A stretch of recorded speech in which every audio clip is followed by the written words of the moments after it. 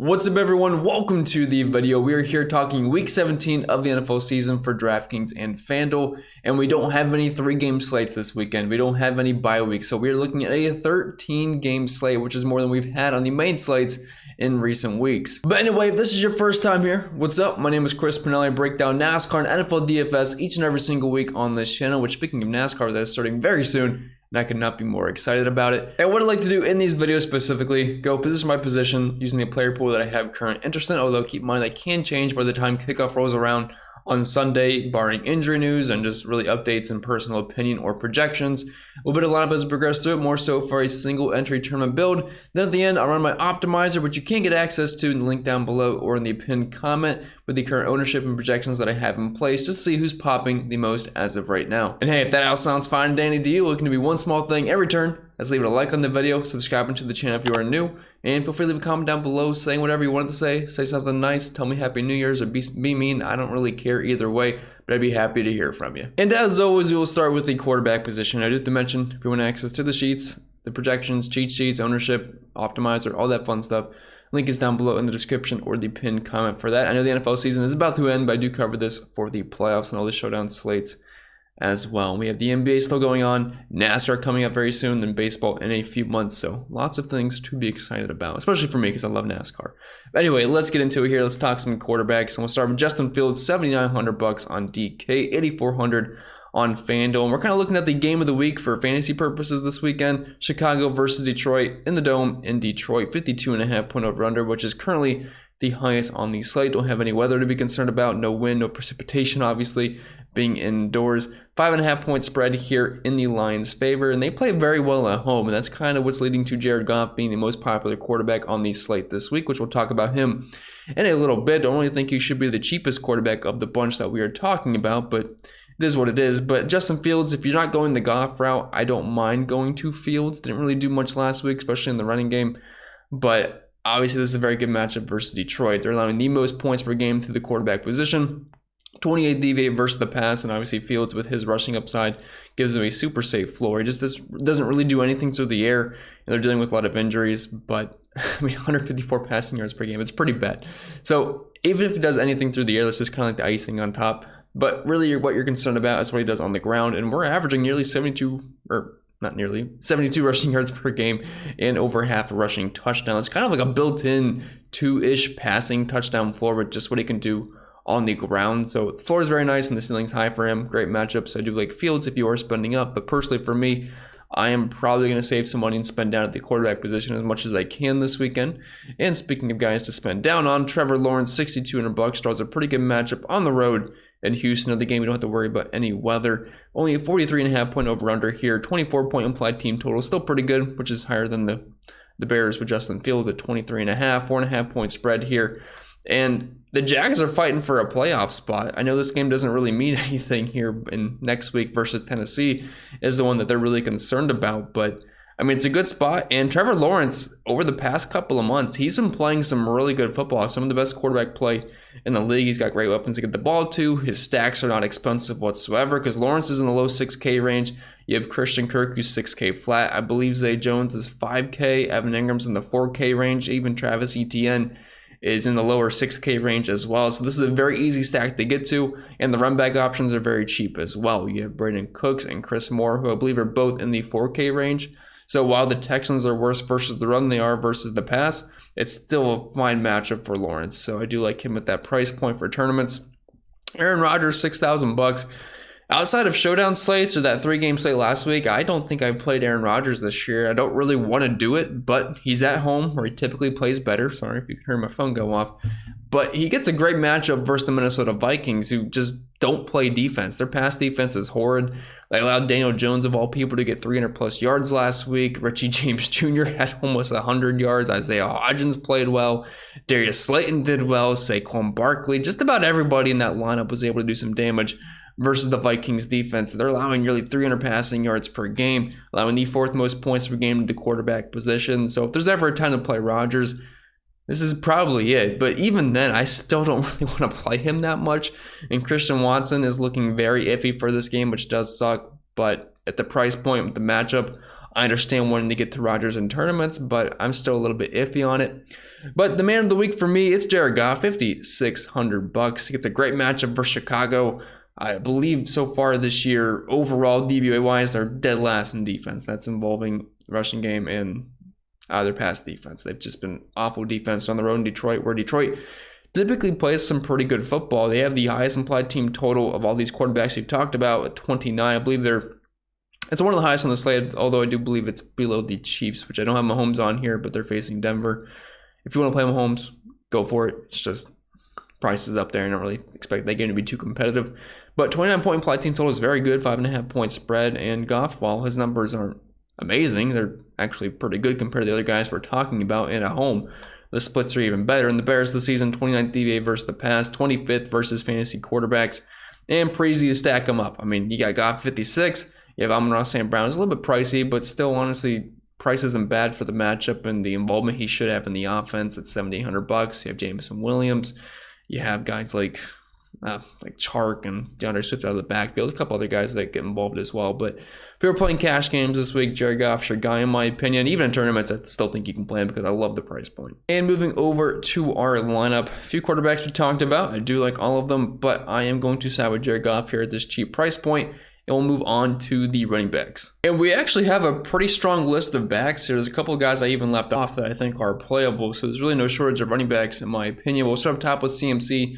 9K flat on DK, 9,500 on FanDuel. If you're playing cash games this week, I think he's kind of a lock. Las Vegas is basically given up at this point.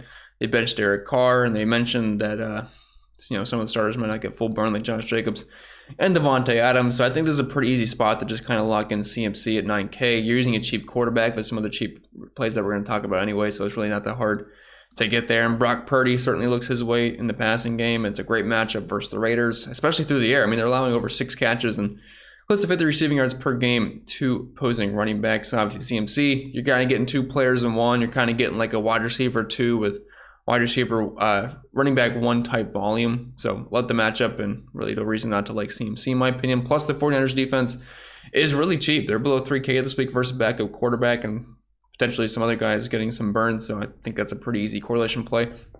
Saquon Barkley, 8K, had a great game versus Minnesota last week. Personally, for me, I'd rather spend the extra $1,000 for Christian McCaffrey, but Saquon Barkley in his own right, decent spot versus the Colts and should get all the usage he can handle, and he's definitely involved in the the passing game as well. James Conner, if you're looking for a guy that plays just about 100% of the snaps, he's your guy, $7,200. Colt McCoy's going to be back for this offense, which I would say is a plus over Trace McSorley. Not that either is great, but it's a pretty good spot versus Atlanta, and it seems like Connor scores a touchdown just about every single week, so he's certainly in play for me just as a volume back at a decent price point. Ramondre Stevenson, $6,800. So Damian Harris returned to practice. I just got some practice reports a little bit, which was nice before I got on here. So he's going to be back, it looks like at least. That's not confirmed, but him being back at practice, I'd say is definitely trending in the right direction for him. But either way, Stevenson should be the main guy. But if Harris happens to miss at $6,800, it'd be hard not to like him with his involvement in the passing game, just the sheer amount of volume that he sees most weeks. So I'm fine with Stevenson, whether it be cash games or tournaments, although the status on Harris definitely can sway things either way. Travis Etienne, $6,400. I like him a lot in this matchup versus Houston. He might be my favorite running back play on the slate, although there's a couple guys it's close. But 4.5-point favorite. They're on the road in Houston, but guys obviously been very good this year ever since James Robinson got traded, and they used him really as the main back. It's just really about the matchup here. I mean, the Texans are so bad versus the run, 32nd, allowing the most points per game at the position, over rushing touchdown per game, 140 rushing yards. I do like the Jags stack quite a bit. You can play him and Trevor Lawrence together, although they haven't really used Etienne in the passing game as much as I thought they would this year. We're talking an 8% target share on 2.5 targets per game. I'd really like to see that more, but it's just not. So I don't think it's the greatest correlation play, although I feel like at some point they're going to get a receiving touchdown together. At some point. I'm not sure when it's going to be, though. So Cam Akers, you're going to notice we're going to have an error on FanDuel, but I can't get price tags on these guys. They added the night game with the Ravens and the Steelers. I believe they got flexed because I think originally this Rams and Chargers game was the Sunday night game, and it got flexed out for the Steelers and Ravens. So FanDuel either didn't update that or something, but if you're running wire, I get errors on that game. I guess FanDuel just doesn't have it on the main slate. But either way, Cam Akers blew up last week on that Christmas slate. Had a huge game, over 30 fantasy points, looked awesome. Gets a good matchup here versus the Chargers. Really, the only concern here would be is if the Rams fall behind, but 6.5 point dogs, it's not terrible. And the matchup's just so good. I mean, they're allowing nearly 130 rushing yards per game, 28 DVA versus the run. Fakers can find the end zone. I don't think it's a bad play, but the price did come up. I want to say he was like $5,200 in that Christmas slate, and up about $1,000 here, but I still think it's viable because of the matchup. Miles Sanders, $5,900. We still do not know who the starting running back or starting quarterback is going to be for the Philadelphia Eagles. Could be Jalen Hurts, could be Gardner Minshew. I'm not really sure what it's going to be, but he's a 7-point favorite at home. The Saints' run defense hasn't been as good as it was in recent years. They're currently 21st DVA versus the run this season and letting over 100 yards on the ground per game. So you're just kind of looking for cheap volume for a guy that's got a decent shot of scoring a touchdown. I don't think Miles Sanders is a bad play. Pacheco kind of in a similar spot where he's on a great offense. They have a decently high implied team total, which is more than decent for the Chiefs. But they're 2 touchdown favorites versus the Broncos at home. That team's just a mess right now. Russell Wilson's a mess. You got his offensive line wanting to fight on the sideline. You got these wide receivers backing him up on Twitter. I can't keep up what's going on with that team. They fired their coach. That might help. That guy was awful. But either way, Pacheco, it's kind of touchdown dependent here because he's not really that involved in the passing game, although I want to say he had like a 30-yard catch last week, but it's not really something we can depend on too much because that's Jerick McKinnon's role. But if Pacheco can get to the end zone, I don't think a near 100-yard day and touchdowns out of the equation, which is just fine at $5,600. And on FanDuel, it's $6,300. I'll definitely be taking part of that. Tyler Algier, I never remember how to pronounce his name because I just don't watch the Falcons play, but I like what I've seen from him the past 2 weeks. The involvement's been nice, and he's actually producing, and it's a decent matchup versus the Cardinals. And I think with Ritter being the quarterback, a little bit of an upgrade over Marcus Mariota. So I don't think he's a bad play at that price point if you're in a pinch for salary. And Brian Robinson, $5,200. I liked him whether Antonio Gibson played or not, but we just got the news that Gibson is not going to be playing this week. So I don't see why Robinson wouldn't be the chalk running back of the week here versus Cleveland. He's only $5,200. He's going to get you 20 plus touches here. They are 1.5 point favorites at home versus this Cleveland Browns rush defense, which is awful.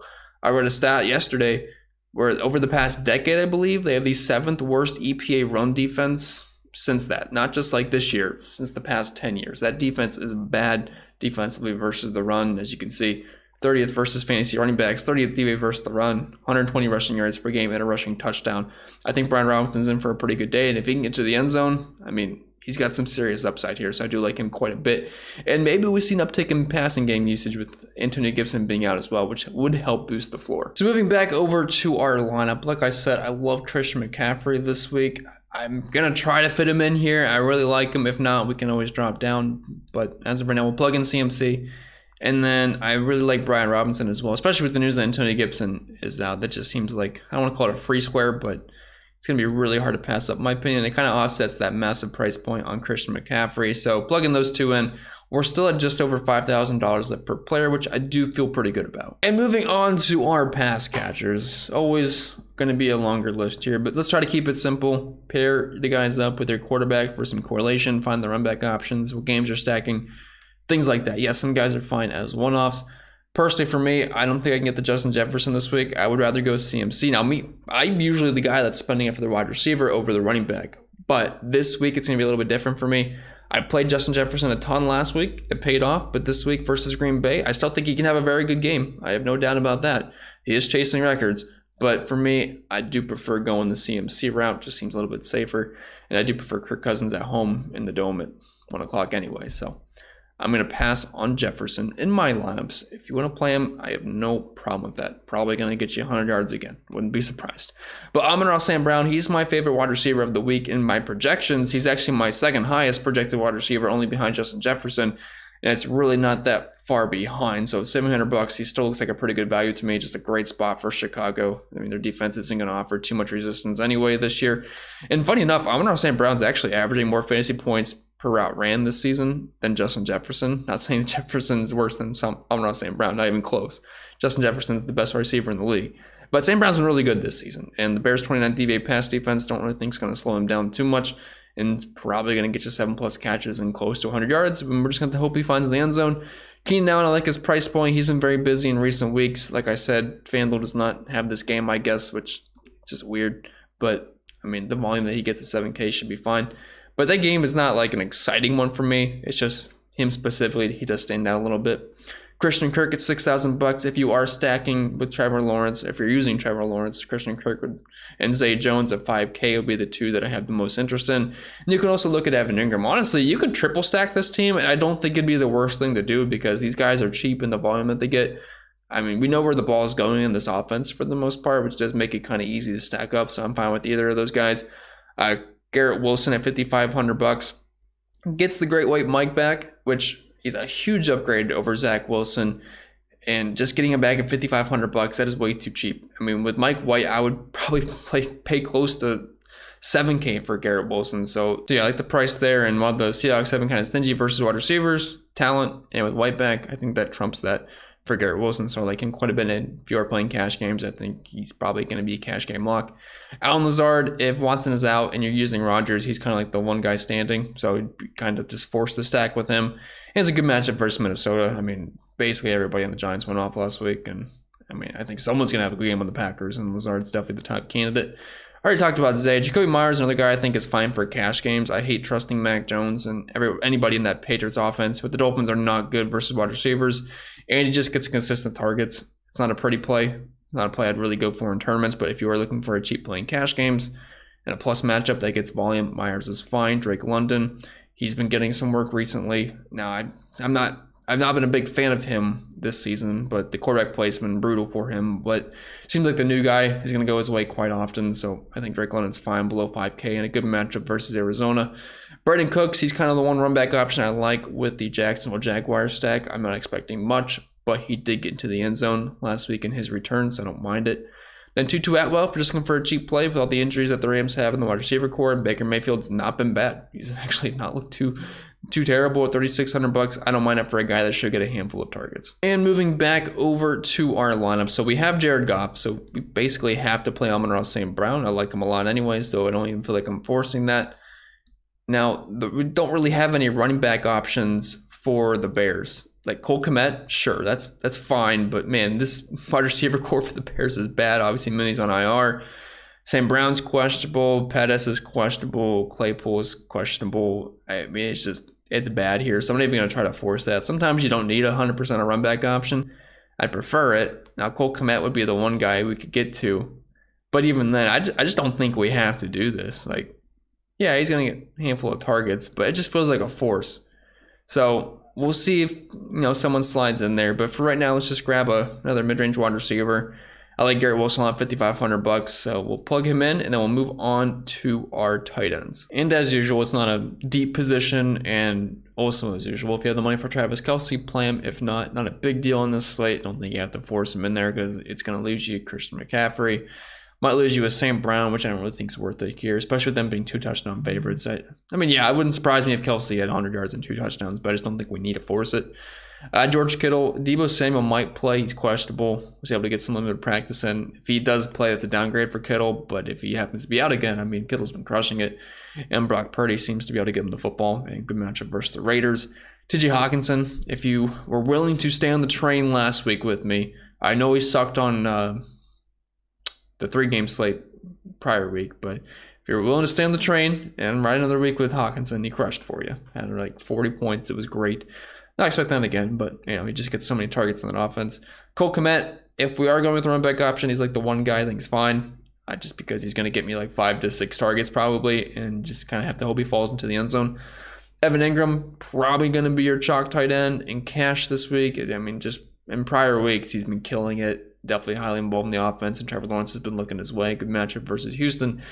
If you need a pump play with Mike White, just boosts the offense, and Tyler Conklin should be able to get you a handful of targets. He's only $2,900, and Seattle is very bad versus tight ends. So if you are kind of scared of Wilson because of how good Seattle is versus receivers, well, Conklin's not a bad choice, I don't think, at $2,100. And if he just scores or even just catches a few passes, that's really all you need, $2,100, and it's going to avoid you going with any other pump plays in any other positions. And then my favorite part, defenses, I just always scroll down and we'll find the first viable defenses. So for me, the first one's going to be the Packers here, 22-point implied team total, facing Kirk Cousins on the road, and it's a not 1 o'clock game, it's a 4:25 game. So the 3-point favorites, I don't mind that. Let's see. We have the Patriots going up against Teddy Bridgewater with under a 20-point implied team total. They're at home. Good defense. 2.5-point favorite. Don't mind that. Falcons with an even lower implied team total, $2,700. Don't think that's bad versus backup quarterback. The Jets are okay. The 49ers are probably going to be your chalk D. I mean, they're $5K on FanDuel. That's the most expensive defense. And then they're under $3K on DraftKings. I don't know what happened there. I'm not sure why they're not the most expensive defense on DraftKings. So, yeah, that's going to lead to some heavy chalk on DK.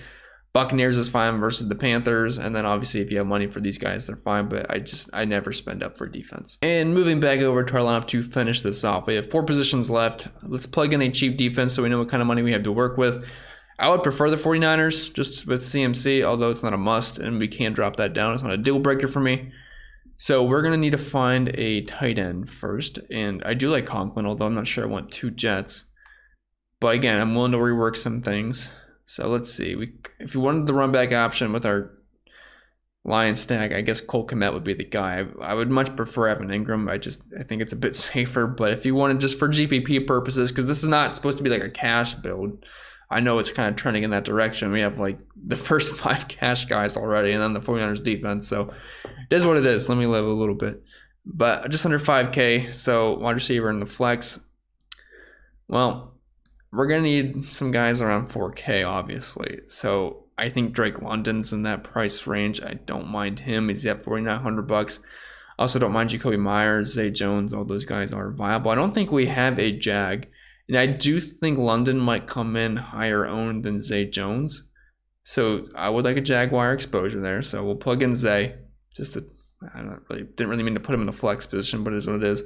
So $4,500 left, which that doesn't leave us in the best price range because you have Claypool, Hodgins, Samuel. Not really liking that. So we're probably going to drop down the defense a little bit. Like I said, it's not a deal breaker. If we plugged in the Packers, that would be $5,100 left, which honestly isn't too bad. We would have the Patriots defense versus backup quarterback. That's not bad. Again, you can mess around with just a couple of these positions, but let's just say we plugged in the Packers. Then we could have $5,100 left. I believe Jacoby Myers is right there, so Drake London. Both those guys would be viable. That's not a bad looking build. It's kind of cashy. Now, if I was playing cash, I'd probably take out Kmet and Zay Jones in the Packers defense, and honestly, I'd probably just go with like Drake London, Evan Ingram, Jacoby Myers, and whatever defense fits, something like that, just for an example. But there's many ways you can go. Just don't copy and paste what you see on YouTube. I'm simply just trying to see what fits as we talk through it. Is more so for an educational type thing. As I mentioned earlier, just went on the optimizer to see who is popping as of right now. Just like to see if the projections are agreeing with my thought process. And I had this running while we were talking. There's no settings put in place for this and things like that yet. If you are someone that builds 150, put those in place so the lineups look correct for tournaments because these are probably just going to be kind of jumbled everywhere. And if you want access to it, like I said, links down below in the description or the pinned comment. I do have this for the NBA currently as well. Anyway, looking at some of these builds here, we'll pop the players tab open, and honestly, it looks very close to what we were hand building a little bit ago. But as you can see, CMC and Amon-Ra St. Brown in every single lineup. So yeah, projections like those guys a lot this week, and CMC is projected far and away from everybody else. So it makes sense. Same Amon-Ra St. Brown, the price point, prediction, the matchup makes sense to me. Jared Goff, Jacoby Myers, Evan Ingram, Stevenson. Although I need to check if the projections, if I had Harrison yet or not. That could sway that a little bit because we just got that news when I was recording, so I couldn't obviously update that quite yet. Packers defense, Tutu, Wilson. So yeah, it's kind of is agreeing. Keep in mind with Robinson here, I still have Antonio Gibson in my projections, so removing him is probably going to plug him up to probably this 90 to 100% range, to be honest. So it is something to keep in mind. I will have updates shortly for that. But yeah, not too surprised there. Teams, Detroit, New England, San Francisco, Jacksonville. All teams we talked about, and yeah, loving that Detroit-Chicago game, Las Vegas versus San Francisco. So yeah, just fun to play around with. You can do the settings, randomness, exposures, stacks, things like that if you do have access to it, and it's something I use every single week. But with that being said, that's all I got for you guys this week. I hope you found it helpful, and if you did, do me a favor, leave a like down below, subscribe to the channel if you haven't yet done so. I wish you all the best of luck, and I'll see you all next time. And also, Happy New Year.